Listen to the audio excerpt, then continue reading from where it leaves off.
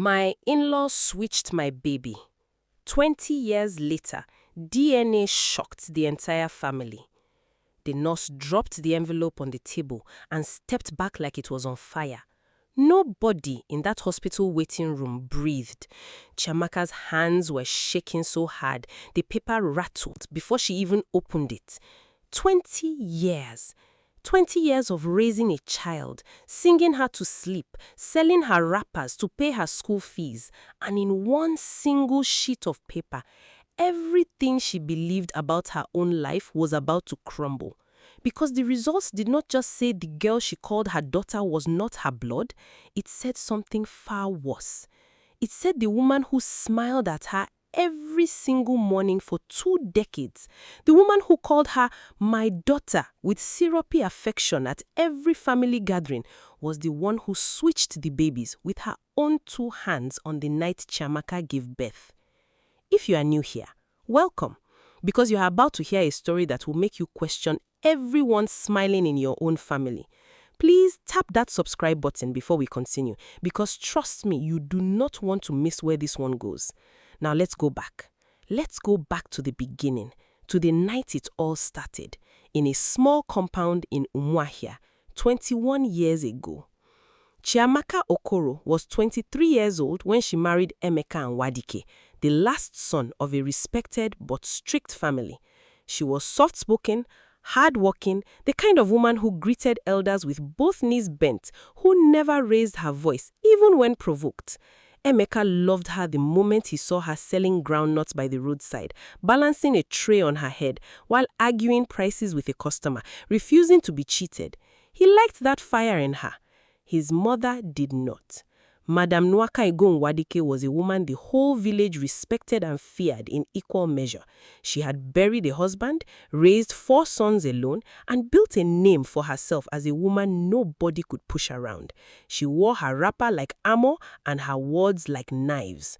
From the very first day Emeka brought Chiamaka home, Nwaka Ego's eyes moved over the young girl like she was inspecting a goat at the market, checking her hips, checking her teeth, checking whether she was fit to carry the Nwadike name. She never smiled fully at Chiamaka, not once, not even at the wedding. For 2 years, Chiamaka's womb remained silent, and in that silence, Nwaka Ego's tongue grew louder. She would say things at family functions, loud enough for Chiamaka to hear from the kitchen. Some women are decoration, not wives. A tree that does not bear fruit is only good for firewood. Chiamaka swallowed every insult, because that was what a good wife did. That was what she was taught. Emeka tried to defend her, but Nwaka Ego was his mother, and in that house, her word carried the weight of law. Then, in the 3rd year, Chiamaka became pregnant, and for a while, the insult stopped. Nwaka Ego suddenly became sweet, almost too sweet.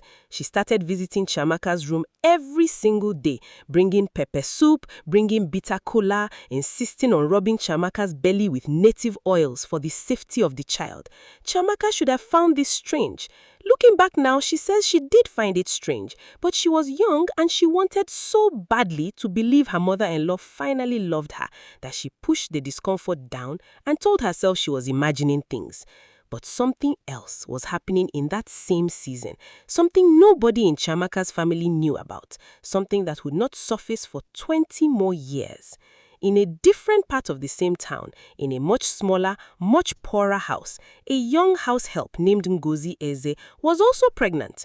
Ngozi worked in the house of Nwaka Ego's eldest son from her late husband's first marriage, a son named Obina, who lived 3 streets away with his own wife. Ngozi was 17. She had no husband, and whispers said, though nobody could ever prove it, that the child she carried belonged to a man from that same family.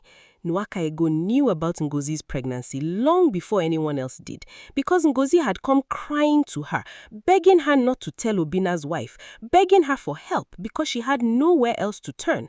And Nwaka Ego, calculating as she always was, did not turn the girl away. She kept that secret close to her chest like a weapon she was saving for the right moment. Do you see it now? 2 pregnant women. 2 very different situations, one connected to the family by blood and marriage, one connected to it by shame and secrecy. Keep both of these women in your mind, because this is where the story starts to fold in on itself. Chiamaka went into labor on a rainy night in August. The roads to the general hospital were flooded, and Nwakaego, strangely calm, insisted they should not risk the journey. "I have delivered babies before television was even invented in this town," she said. "Call Mama Patience." Mama Patience was the village's trusted traditional birth attendant, an elderly woman with milky eyes and steady hands who had delivered half the children in that community, including Emeka himself. Nobody questioned the decision. Why would they? It was raining, the hospital was far, and Mama Patience had never lost a baby in 30 years of practice. Emeka paced outside the room the entire night, his father long dead, so it was just him, his mother, and the sound of his wife's screams cutting through the rain. Around 4 in the morning, the screaming stopped, and a baby's cry filled the house. A girl, healthy, loud, with a full head of hair. Chiamaka remembered holding her for less than 2 minutes before exhaustion swallowed her whole and she fell into a deep, drugged sleep, the kind that comes after unbearable pain finally releases its grip from a body.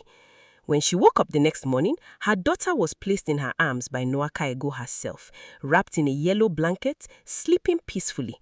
She counted her fingers, 10. She counted her toes, 10. She smiled through her exhaustion and named her Adaze, meaning daughter of a king, because despite everything, despite every insult her mother-in-law had thrown at her, she believed this child would prove her worth. Nwakaego stood by the door that morning with an expression Chiamaka could not read. It was not joy, it was not even relief, it was closer to grief, quickly hidden behind a tight smile. Chiamaka noticed it, but new mothers notice many strange things and rarely have the strength to question them. She let it go. That single decision to let it go would echo through the next 20 years of her life. 3 streets away, that same rainy night, Ngozi Eze also gave birth, alone, in a back room with only Mama Patience's assistant, a quiet girl named Iheoma, who did whatever Mama Patience told her without question. Ngozi's baby, also a girl, was smaller, weaker, born with a faint reddish birthmark shaped like a crescent moon just behind her left ear. Ngozi held her daughter for exactly 1 night. By morning, the baby was gone, and Ngozi was told with a firmness that left no room for argument that the child had died. She was given money. She was told never to speak of it again if she wanted to keep working, if she wanted to keep her reputation, if she wanted to survive in that town. She left 3 days later, and nobody saw her again for almost 15 years. Now here is where I need you to lean in close, because this is the part most people get wrong when they hear this story secondhand. Ngozi's baby did not die. There was a switch that night, orchestrated entirely by Nwakaego and carried out by Mama Patience, who owed Nwakaego a debt that was so large it could never be repaid in money. What debt, you ask? We will get to that. But understand this, the baby Chiamaka held in her arms that morning, the baby she named Adaze, the baby she raised for 20 years as her own flesh and blood, was actually Ngozi's biological daughter. And Chiamaka's real biological daughter, the one she screamed and bled to bring into the world, was taken from the room while she slept, wrapped in a different blanket, and handed to a childless couple in a neighboring village who paid Mama Patience a small fortune under the table, believing they were adopting an orphan whose mother had died in childbirth. They named her Ifeoma, and Ifeoma grew up 2 villages away, completely unaware that the blood running through her veins connected her to the Nwadike family at all. If your head is already spinning, good, because it should. Nobody in that family knew the full truth for 20 years. Not Chiamaka, not Emeka, not even Obina, whose secret affair with Ngozi had started this entire chain of events. Only 2 people carried the full truth, Nwakaego and Mama Patience. And Mama Patience took an oath of silence that she guarded fiercely because Nwakaego held something over her too, something that made the old midwife's hands shake every time she thought about that night. Now, before we go further, if you are enjoying this so far, drop a comment telling me where you are watching from. And if you haven't subscribed yet, now is the time, because the second half of this story is where the real shock begins. Adaze grew up in the Nwadike compound as the pride of the family, or at least that is what everyone believed. Chiamaka poured everything into her. She sold extra wrappers at the market just to buy her extra textbooks. She walked her to school every single morning, even after 2 more children came, a boy named Kelechi and another girl named Amara, both of whom Chiamaka carried and delivered without any incident, without any strange rainy night complications, without Nwaka Ego's mysterious involvement. It was only Adaze's birth that had been different, though nobody thought to question why. Chiamaka simply believed God had blessed her firstborn with a difficult, dramatic entrance into the world, the way some children just arrive louder than others. But as Adeze grew older, small things began to surface. Things that made Chiamaka's stomach twist without her fully understanding why. Adeze did not look like anyone in the family. Not like Chiamaka, not like Emeka, not like her siblings. Where Chiamaka and her other children were dark-skinned with round faces, Adeze grew tall and lean with a lighter complexion and sharp cheekbones that reminded some elderly relatives of somebody, though nobody could quite say who. She favors her father's side, people would say vaguely, and Nwakego would nod quickly, too quickly, and change the subject. There was also the matter of Adeze's blood type, discovered by accident when she was 12 and needed a transfusion after a bad bout of malaria. The doctor mentioned almost casually that her blood type was unusual given her parents' types, genetically unlikely though not impossible. Chiamaka, who had no medical knowledge, brushed it off. Emeka, busy with work, barely registered it. But Nwakego, standing in that hospital corridor, went pale as ash and left the room without a word. For years, Nwakego lived with a secret eating her alive from the inside, and it showed in strange, inconsistent behavior that confused everyone around her. She favored Adeze obsessively, buying her gifts the other grandchildren never received, insisting Adeze sleep in her room during holidays, teaching her recipes and proverbs she never bothered teaching Kelechi or Amara. At the same time, she would sometimes look at Adeze with an expression of pure dread, especially whenever the girl did something that reminded her of Uguzi, a certain laugh, a certain way of tilting her head when she was annoyed.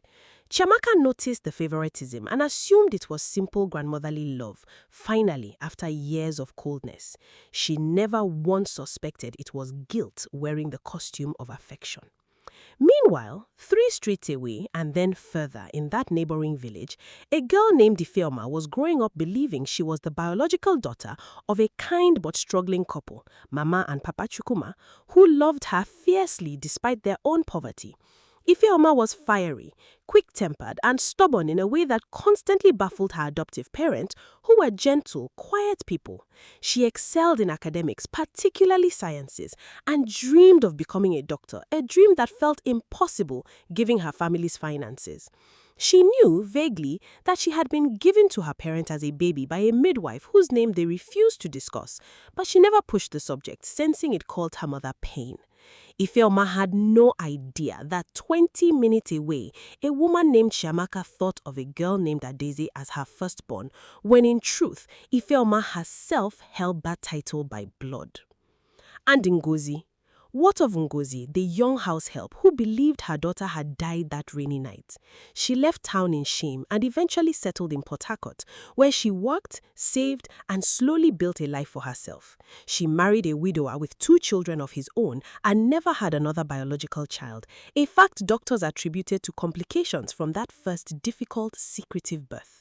For 15 years, Ngozi lit a candle every August, quietly, alone, mourning a daughter she believed the earth had swallowed. She had no idea her daughter was alive, thriving, calling another mommy 3 streets from where it all began. This is the part where the story could have ended quietly, where the truth could have stayed buried forever, rotting silently under layers of time and distance. But truth, as they say, is like palm oil. You cannot hide it forever. It always finds a way to stain the fingers of everyone who tries. The unraveling began, of all places, at a wedding. When Adeze turned 20, a suitor came for her hand, a young man named Chukwuemeka from a wealthy family in Owerri, whose parents insisted, as many educated families now do, on a genotype and blood compatibility test before the introduction ceremony could proceed. This was simply routine, a modern precaution against sickle cell complications in future children. Nobody thought anything of it. Chiamaka proudly took Adeze to the clinic, boasting to the nurses about how beautiful her daughter's upcoming wedding would be. The results came back a week later, and the doctor, a careful man, called Chiamaka into his office alone first, his face unreadable. "Mrs. Nwadike, there is a discrepancy in these results that I need to discuss with you privately." Chiamaka's world tilted on its axis right there, in that small office, under a slowly spinning ceiling fan, papers spread across a doctor's desk like evidence in a trial she never agreed to attend. The genotype did not simply suggest incompatibility with the suitor. It suggested, based on standard genetic patterns, that Adeze could not biologically be the daughter of both Chiamaka and Emeka. Not possibly not, could not. Chiamaka sat frozen for almost a full minute before she found her voice, and when she did, it came out as barely a whisper. "There must be a mistake." The doctor, gently but firmly, suggested a more comprehensive DNA test to be certain, because clinic genotype tests, while though indicative, were not always conclusive on their own, and something this serious deserved absolute certainty before anyone's life was turned upside down. Chiamaka did not tell Emeka immediately. She could not. How does a woman walk up to her husband and say, "I think the daughter we raised for 20 years might not be ours"? Instead, she did something she had never done in 20 years of marriage. She lied. She told the family the results were delayed, that the clinic needed more time, and she quietly booked a private comprehensive DNA test in the city, one that would take 3 agonizing weeks to process. During those 3 weeks, Chiamaka watched her daughter differently. She watched the way her eyes crinkled when she laughed, searching desperately for a piece of herself, a piece of Emeka, anything. She found herself staring too long at old photographs, comparing infant Adeze to infant Kelechi and infant Amara, noticing for the first time, truly, how different that first baby had looked from the very start. And then, one evening, unable to bear the weight alone any longer, Chiamaka made a decision that would crack the entire family open. She went to see Mama Patience. The old midwife was in her 70s now, frail, living alone in a small house at the edge of the village, her once steady hands now trembling with age, and Chiamaka would soon realize, with guilt. When Chiamaka arrived unannounced and asked gently but directly whether anything unusual happened the night Adeze was born, Mama Patience's face collapsed like a building whose foundation had finally given way after years of quiet, invisible cracking. She did not answer immediately. She stared at Chiamaka for a long, long time, tears gathering in eyes clouded with cataracts, and then she said words that Chiamaka would replay in her mind for the rest of her life. "I have been waiting 20 years for someone to ask me that question." What followed was a confession that took nearly 2 hours, punctuated by long silences and quiet sobbing, a confession that finally connected every loose thread Chiamaka had unknowingly been collecting for 20 years without realizing. Mama Patience revealed that on the night of Adeze's birth, there had in fact been 2 babies born in that house that same night, not one. Ngozi's baby delivered in secret in the back room and Chiamaka's baby delivered in the main room. She revealed that Nwakego had orchestrated a switch, placing Ngozi's daughter into Chiamaka's arms while Chiamaka was sleeping, drugged and exhausted from a brutal labor, and sending Chiamaka's real biological daughter away with a childless couple from a neighboring village, a couple who paid handsomely and asked no questions. Chiamaka sat in stunned silence, waiting for the why, because nothing about this made sense yet. Why would her own mother-in-law do such a monstrous thing?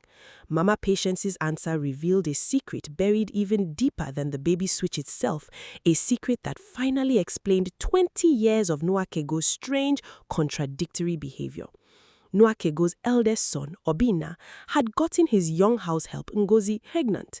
This alone would have been scandalous, but survivable, a family secret managed quietly with money and silence, as such things often were in that community. But Mbozi's pregnancy had complications during delivery, and in the chaos of that same rainy night, in that same house, something far worse happened. Ngozi actually had twins, though almost nobody ever learned this detail, not even Ngozi herself, who was so exhausted and traumatized she believed she had delivered only one child. The first twin, a boy, died shortly after birth from complications Mama Patience was not equipped to handle without proper hospital equipment. Nwakego, terrified that this death would expose the affair, expose her son's shame, expose that a house help had nearly died delivering a dead grandchild under her roof through negligence, panicked in a way that would reshape 4 lives forever. She could not let a dead baby be discovered. She could not let word spread that Obinna had impregnated his house help. So when she realized Chiamaka in the very next room had just given birth to a healthy baby girl at almost the exact same hour, an idea took root in Nwakego's mind, twisted and desperate, but to her, in that panicked moment, logical. She would take Chiamaka's real biological daughter and send her far away with a paying couple, permanently silencing that side of the problem. She would take Ngozi's surviving daughter, the second twin nobody else knew existed, and place her into Chiamaka's arms instead, absorbing the shameful secret directly into her own bloodline, disguising it as a legitimate grandchild, ensuring the child was raised in comfort and respectability rather than shame, all while burying forever the fact that there had been a dead baby, an affair, and a switch. In Nwakego's mind, she had solved 3 problems in a single night. In reality, she had detonated a bomb with a 20-year fuse. Take a breath here, because I know this is a lot.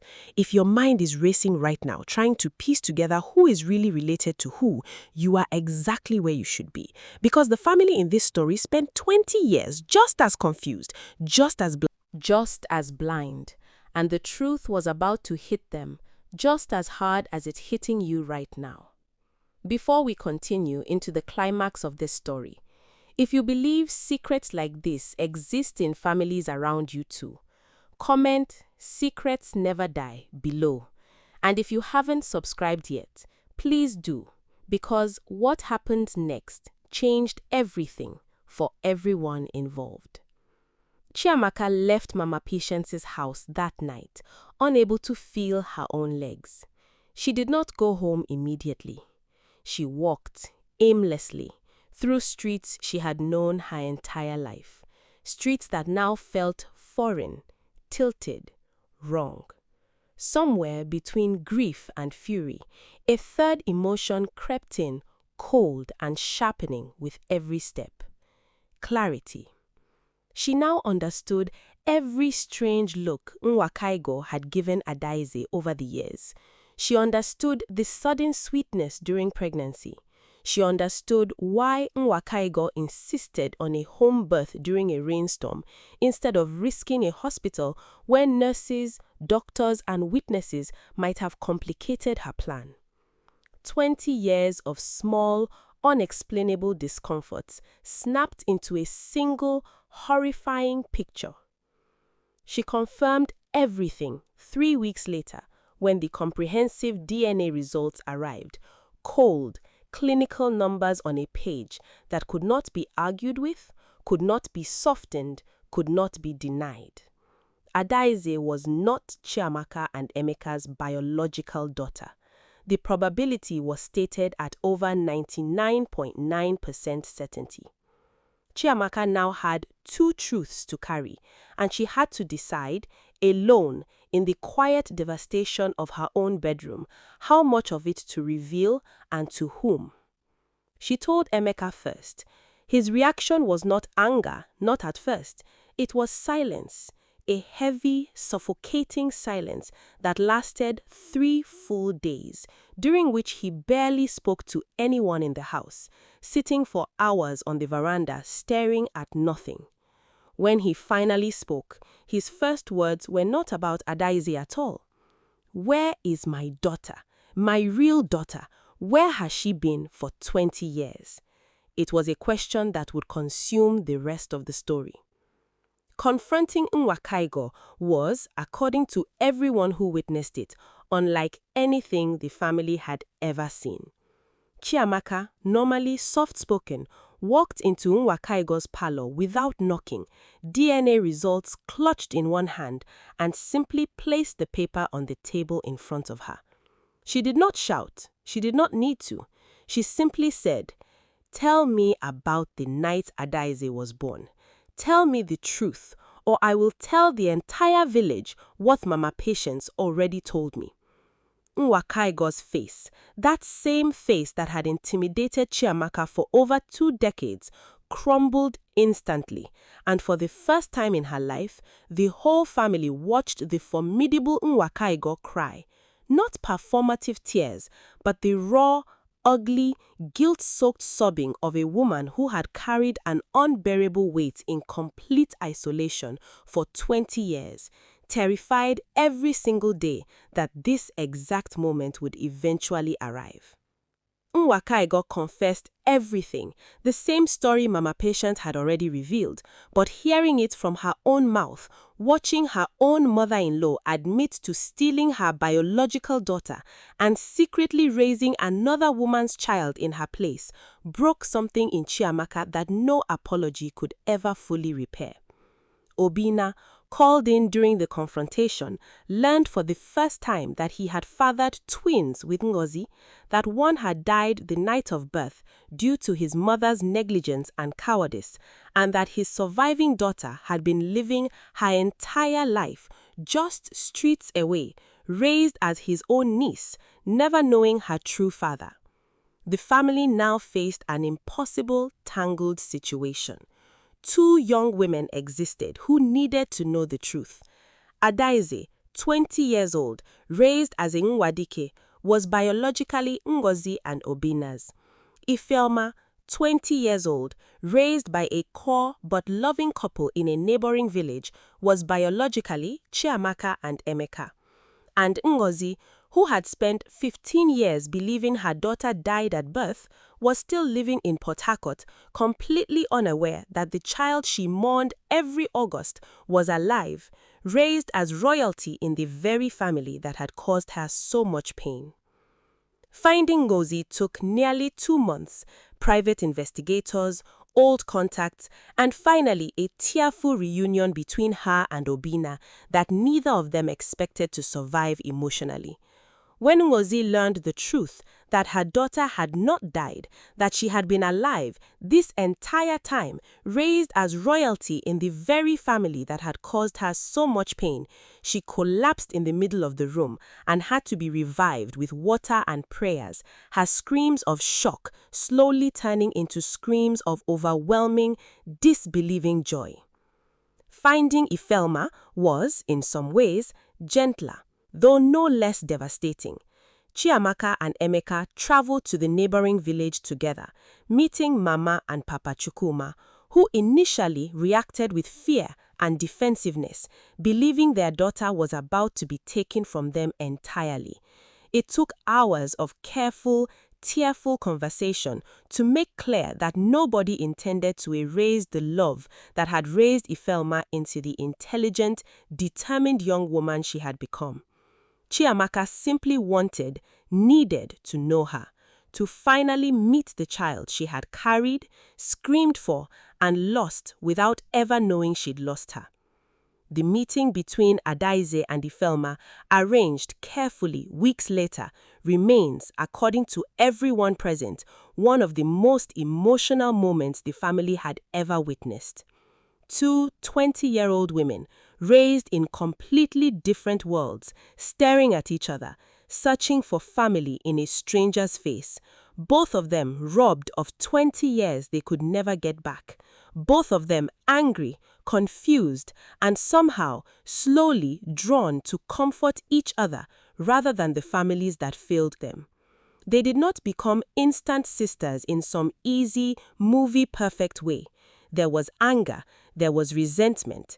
Adaeze struggled with the idea that the woman she called her grandmother had orchestrated her entire identity as a lie. Ifeoma struggled with watching Chiamaka's face light up around her in a way it ached to feel around Adaeze too. Guilt and grief tangled together in every interaction. Emeka's anger towards his mother never fully cooled. He moved out of the family compound with Chiamaka and their 2 younger children, establishing distance he felt was necessary for his own sanity, though he never cut Nwakaigo off completely, unable to abandon her entirely despite everything. Obinna took financial and emotional responsibility for Adaeze going forward, slowly building a relationship with the daughter he never knew he had, while also reconnecting carefully and imperfectly with Ngozi, though the two never remarried, choosing instead a complicated, respectful co-parenting friendship built from 20 years of separate lives. As for Nwakaigo, the woman whose fear and pride had detonated 4 lives in a single rainy night, the village never looked at her the same way again. Word inevitably spread, as it always does in tight-knit communities, and the fearsome, respected matriarch became instead a cautionary tale whispered at market stalls and church gatherings. She spent her final years in quiet isolation, visited occasionally out of obligation rather than affection. Before she passed, 3 years after the truth broke her world apart, she asked to speak with Adaeze one final time. What was said in that room, nobody else knows, but Adaeze left it with red eyes, and for the first time since the truth broke her world apart, something that looked almost like peace. Chukwuemeka, the suitor whose family's simple genotype request had cracked this entire secret wide open, ultimately did not marry Adaeze. The scandal, the emotional turmoil, the sheer complexity of everything unfolding proved too heavy for a young relationship to survive. But 2 years later, Adaeze met someone new. Someone who loved her not for the family name she once carried, but for exactly who she was under 20 years of borrowed identity. And their wedding, when it finally happened, was attended by an unusual, beautiful mixture of guests. Chiamaka and Emeka, Ngozi and Obinna, and Ifeoma standing beside her as her sister. Both of them, finally, fully choosing each other, not because blood demanded it, but because 20 years of separation had taught them exactly how precious real chosen family truly is. If there is one thing this story teaches us, it is this. Blood may connect us, but it does not define love. And secrets may hide for 20 years, but they never truly disappear. They simply wait, patiently, for the right rainy night to resurface. If this story touched you, if it kept you glued from the very first second until now, please hit that subscribe button and turn on notifications, because there are many more stories like this one waiting for you. Stories of family, secrets, betrayal, and the truth that always finds its way home. Drop a comment and tell me, if you were in Chiamaka's position, could you ever truly forgive a mother-in-law who stole 20 years of your life? Let me know below, and I will see you in the next story.